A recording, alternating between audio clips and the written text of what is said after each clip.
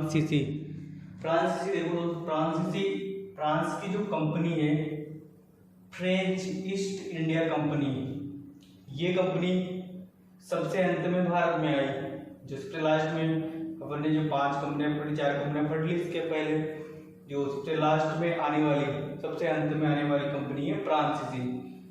और इसकी जो स्थापना हुई 1664 में, 1664 में स्थापना हुई। फ्रांसीसी कंपनी का जो फ्रेंच नेम है, कंपनी देश इंदेस ओरिएंटलेस, कंपनी देश इंदेस ओरिएंटलेस है। उस समय फ्रांस के जो राजा थे, जिस समय फ्रांस की कंपनी भारत आई थी, उस समय जो फ्रांस के राजा थे वो लुई 14 थे।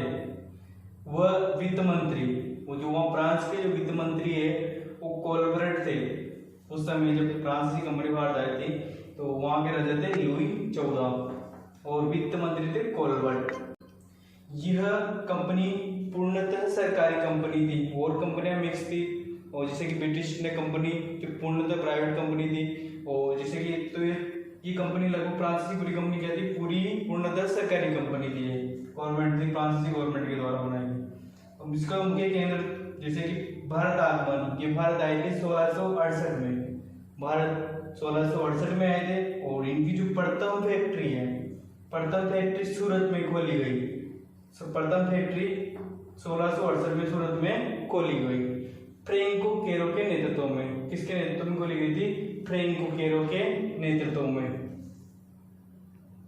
द्वितीय फैक्ट्री, जो द्वितीय फैक्ट्री है मछलीपट्टनम में खोली जाती है 1669 में। मछलीपट्टनम जो है वहां पर 1669 में द्वितीय फैक्ट्री खोली जाती है फ्रांसीसियों के द्वारा। और 1674 में फ्रैंकोइस मार्टिन ने, जो फ्रैंकोइस मार्टिन फ्रांसीसी था, फ्रैंकोइस मार्टिन ने पांडिचेरी की स्थापना की। 1674 में फ्रैंकोइस मार्टिन ने पांडिचेरी की स्थापना की।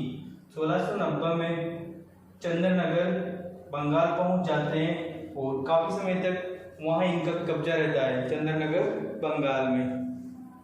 इनका पतन कैसे होता है, क्यों होता है?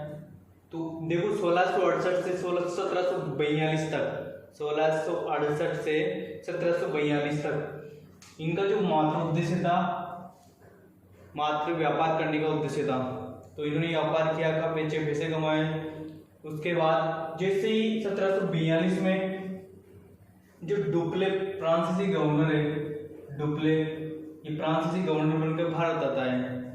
तो ये काफी महत्वाकांक्षा है, तो आदमी था काफी, मतलब इसने सोचा कि जो बिजनेस चल रहा है, जो व्यापार चल रहा है, उससे इतने पैसे नहीं कमा पाए, तो इसने राजनीति और उनके आंतरिक मामलों में हस्तक्षेप करना प्रारंभ कर दिया। तो और नई सोच के साथ तो साम्राज्य विस्तार, इसने सोचा साम्राज्य विस्तार किया जाए। तो डुप्ले ने साम्राज्य विस्तार करने के लिए भारतीयों के आंतरिक मामलों में हस्तक्षेप करने लगे। जो भारतीय थे उनके आंतरिक मामलों में हस्तक्षेप किया और एक प्रकार की सहायक संधि व्यवस्था आरंभ की। एक सहायक संधि व्यवस्था होती है जिससे बोला जाता है कि जो राजा थे उनसे बोला कि हम आपकी रक्षा करेंगे, इसके तौर पर आपको कुछ पैसे देने होंगे और हमारी सेना आपके रक्षा के लिए तैयार रहेगी। तो एक सहायक संधि थी जो राजाओं के साथ फ्रांसीसी गवर्नर डुप्ले ने स्टार्ट की थी। हालांकि जो इसका मेन श्रेय है वो बेलेजियर को जाता है। जो व्यापारिक और राजनीतिक महत्वाकांक्षा थी इसकी, व्यापारिक और राजनीतिक महत्वाकांक्षा थी, तो इसी को लेकर, इन नियमों को लेकर के वो फ्रांसीसी गवर्नर डुप्ले आगे बढ़ा। तो इसका संघर्ष हुआ अंग्रेजों से टकराव हुआ, और जैसे अंग्रेजों से टकराव हुआ तो वहां से कर्नाटक युद्ध प्रारंभ हो गए फ्रांसीसी और अंग्रेजों के बीच में। दोस्तों कर्नाटक युद्ध प्रारंभ हो चुके हैं। कर्नाटक जो युद्ध है वो प्रारंभ हो गए किस के बीच? एक तो ब्रिटिश और फ्रांसीसियों के बीच में। ये युद्ध कई जगह लड़े जा रहे हैं, ऑस्ट्रिया, यूरोप हो गया और इंडिया। तो यहाँ पर जो प्रथम कर्नाटक युद्ध कब तक चला? 1746 से 1748 तक। जो 1746 से 1748 तक प्रथम कर्नाटक युद्ध चला। इसका जो कारण है वो ऑस्ट्रिया के उत्तराधिकार के युद्ध, जो ऑस्ट्रिया के उत्तराधिकार के युद्ध जो फ्रांसीसी और ब्रिटिश के बीच में चल रहा था उसका जो प्रमुख कारण है ऑस्ट्रिया का उत्तराधिकार युद्ध। परिणाम, इसका जो परिणाम, इस युद्ध क्या परिणाम निकला? ओक्स-लाचेन-बेल की संधि। इस युद्ध को रोकने के लिए ओक्स-लाचेन-बेल की संधि हुई। विशेषता क्या है इसकी?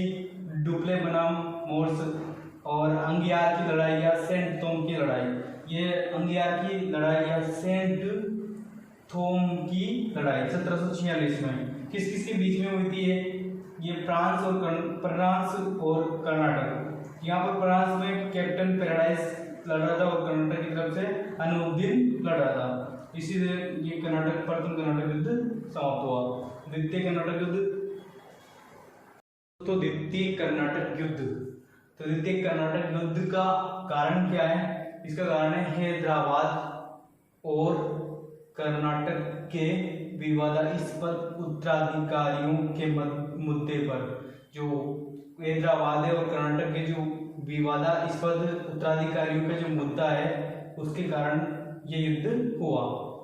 हैदराबाद और कर्नाटक के विवादास्पद उत्तराधिकारियों के मुद्दे पर। इसका परिणाम पांडिचेरी की संधि, जो द्वितीय युद्ध कर्नाटक का, उसका परिणाम था पांडिचेरी की संधि से ये रुक गया। पांडिचेरी की संधि करनी पड़ी मतलब लास्ट में जब द्वितीय कर्नाटक युद्ध समाप्त हुआ। विशेषता, इसकी जो विशेषता है अंगियार की लड़ाई, ये 1749 में हुई थी, 1749 में। और डुप्ले की वापसी, गोडेयू नया गवर्नर, तो इसी समय डुप्ले की वापसी हुई और गोडेयू को नया गवर्नर बनाया। हैदराबाद में कौन कौन लड़ रहे थे? नासिर जंग और मुजफ्फर जंग। हैदराबाद में नासिर जंग किससे लड़ रहा था? मुजफ्फर जंग से। हैदराबाद में नासिर जंग लड़ रहा था मुजफ्फर जंग से। हैदराबाद में नासिर जंग फाइट कर रहा था मुजफ्फर जंग से। और अलाउद्दीन, जो कर्नाटक में अलाउद्दीन फाइट कर रहा था चंदा साहब से। कर्नाटक में अलाउद्दीन फाइट कर रहा था चंदा साहब से। इसलिए क्यों? क्योंकि हैदराबाद में जब नासिर जंग बोल रहा था, नासिर जंग ने बोला कि हैदराबाद का जो राजा है वो नासिर जंग बने, मुजफ्फर जंग बोल रहा मुजफ्फर जंग बने, इसलिए दोनों लड़ रहे थे यहाँ पर हैदराबाद में। और कर्नाटक में अलाउद्दीन और चंदा साहब दोनों लड़ रहे थे। तो जो इन दोनों का सपोर्ट कर रहे थे, इन दोनों का सपोर्ट, नासिर जंग और अलाउद्दीन का सपोर्ट अंग्रेज कर रहे थे और मुजफ्फर जंग और चंदा साहब का सपोर्ट फ्रांस कर रहे थे। तो इसका परिणाम आपको बताइए, इसे पांडिचेरी की संधि करनी पड़ी, उसके बाद इसे समाप्त हुआ। तो अब तृतीय कर्नाटक युद्ध, इसका कारण क्या है? इसका कारण है सप्तवर्षीय युद्ध का भारत में विस्तार। जो सप्तवर्षीय युद्ध है उसका भारत में विस्तार हुआ, इसलिए तृतीय कर्नाटक युद्ध हुआ। अब इसका जो परिणाम है, इसके परिणाम के बाद क्या हुआ? पेरिस की संधि हुई। जैसे युद्ध समाप्त करने के लिए क्या किया? पेरिस की संधि हुई। और इसकी जो विशेषता है, फ्रांस का गवर्नर है इस समय, फ्रांस का गवर्नर कौन था? लाली था। और किस किस के बीच में युद्ध हुआ था? इसका जो मेन प्रमुख युद्ध है वो, इसका प्रमुख युद्ध है वांडीवास का युद्ध 12 जनवरी 1760 को हुआ था। जो इसका मेन युद्ध है, किस किस के बीच में होता है? ये आयरकुट और लाली के बीच में। वांडीवास का युद्ध आयरकुट और लाली के बीच में होता। आयरकुट अंग्रेजों की तरफ से था, लाली फ्रांस की तरफ से था। इन दोनों के मध्य युद्ध हुआ था। इसके परिणाम पेरिस की संधि हो ही गई। और इन तीनों युद्धों में फ्रांस को काफी हार हुई, इसलिए इनको पतन का कारण माना जाता है। फ्रांस को काफी नुकसान हुआ, बहुत ज्यादा। ठीक दोस्तों, धन्यवाद।